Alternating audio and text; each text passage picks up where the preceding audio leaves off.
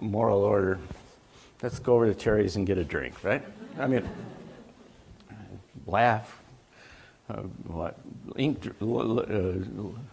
drink, and be merry, for tomorrow we die. That's it. That's abandonment. Only it's worse than that. I mean, that's one possibility, and that's how some people will respond to all of this. They won't see any better. They won't know. They won't be able to process it. There's fundamentalism, and fundamentalism essentially goes back and says, look at all this change. I don't know how to deal with this. Let's go back to something that is familiar, that is comfortable.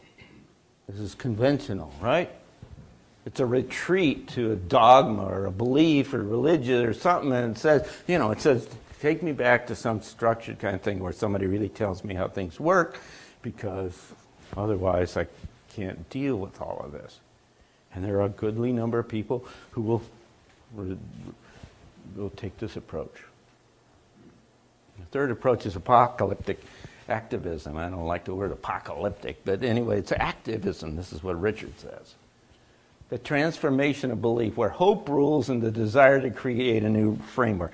And that, it seems to me, the essential nature of that. Hope rules and you're trying to create a new framework. That's what we're supposed to do. That's the only way to make our way through all of this stuff. Is that if you can't see that this is like childbirth, right? This is like going from some warm, liquid, comfortable kind of situation, and you're going through this extraordinary, excruciating thing. There's a new world that comes out there that you never could have thought about before, but the transition ain't much fun, huh? And that's kind of what this is, that somehow in the middle of all of this thing, you've got to have a way that you get some hope, maintain hope, and you create, and you're part of the process of creating this new framework. Activism's appeal lies in its sense of empowerment and impossibility and the collective identity and unity and mutual support. It says that you get together with your friends in a community and you help and you work and do that. You can't do this by yourself, by the way. You can't get yourself through all of this by yourself. You got to work with people. And that's the essential message here, is that the way you do this is you do this getting together. I mean, we're all connected and we're all one and all that business, and that's kind of hard to wrap your head around, but nevertheless, the underlying notion is that you got to get together and work with other people, and it gives you support and it gives you encouragement. What you have to remember is what the scientists are saying is essentially that consciousness is causal. That your consciousness starts to shape and is the beginning and plays a role that we don't begin to understand about what kind of reality it comes around us. That's what the physicists will say. That's what all kinds of people will say. That's what, in practical terms, I can lay you out one after another of people who will tell you how their life works because of this, that essentially says if you start to look at the world in a different way, in some amazing kind of way, it starts to reconfigure itself and to manifest the essential nature of it. So here's the key. So the key is if you change the way you think, the way you see things, then in fact you've got a possibility of changing the whole world. That's pretty cool, huh? I mean, it's as simple, if you will, as that. It's not quite that simple, or we'd all do it. But, I mean, you've got to work your way through this transition, and you've got to become something new, and you've got to learn how to do it. But it's all, we have the ability to do this. We have the ability to change the essential nature of how we live, who we are. And what some sources say, you can change anything and anything. I mean, so you can change the weather, you can change the world systems, you can change George Bush. I'm sorry. Yeah, you can change anything. You can change anything. You can change if you just start to visualize it and see it and so on. And there's mechanisms to do this, but I just have the time to tell you that this is not far-fetched kind of stuff, and that this is the way we all work, by the way. You don't do anything that you first don't think about, and you used to build an image in your mind about, and then you know, that's how design gets done. A car gets done. Somebody has an image in their mind, and then it turns into manifestation, and you work on it, and so on. And so let me tell you that whether you think of it in conventional or unconventional terms, there's reason to believe you can do all of this. And what it also is interesting is that it doesn't take much to try to change that environment. People talk about it, different sources talk about it in terms of light and darkness, and they say that the difference between light and darkness is really quite profound. Because if you've got a dark room, all you got to do is crack the door about this much, and the light changes it fundamentally. And you can't push darkness into that light room.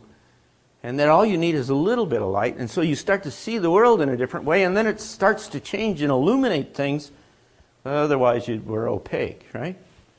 And so it doesn't take much, so it's highly leveraged, this whole process. And so this is my last slide. So you go through all of this stuff, and it starts to raise, for me at least, some of the biggest questions about life. What is this all about? I mean, who are we? Why are we here? Is life just a random kind of thing, or is there purpose to life? Are we here for some reason? We have a role that we're supposed to play or something like that? I don't, believe what you want to believe about any kind of religious background or anything. It really doesn't make any difference. But if you just kind of try to distill and try to say, is there purpose to life? And if there's a reason for this, and if there's some order, is it all random? If it's all random, let's go to Terry's. I mean, if it doesn't make any difference. Or we go to the country inn, or the troubadour. I don't care. But if it isn't all random, if there's some purpose to this and there's some direction to this thing, then we all got to. Why are we here? Because we got a role to play in this transition, huh? It's really just about that simple. That we're all here because we are the ones that get to make the change, and we're the ones that get to do this. It's not anybody else because we're the ones that are here. It's just as simple as that.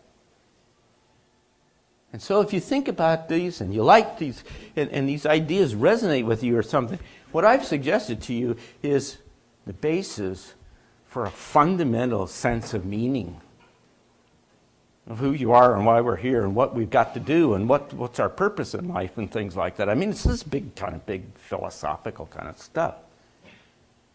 And it gives you hope. It gives you hope, and it gives you direction and tells you where this might all be going. It's wonderful. I mean, it's pretty exciting for me, at least. So we get to manufacture a whole new world. We get to become new human beings.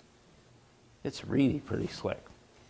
So anyway, that's all I had to say. I mean, we're here. We publish a newsletter that's free. That's every 2 weeks on the email, and if you're interested in it, we're happy to send it to you.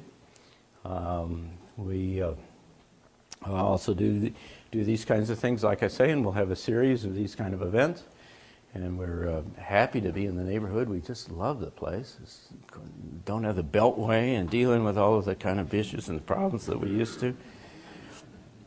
And I don't know if you want to turn the lights on, and if any of you still haven't.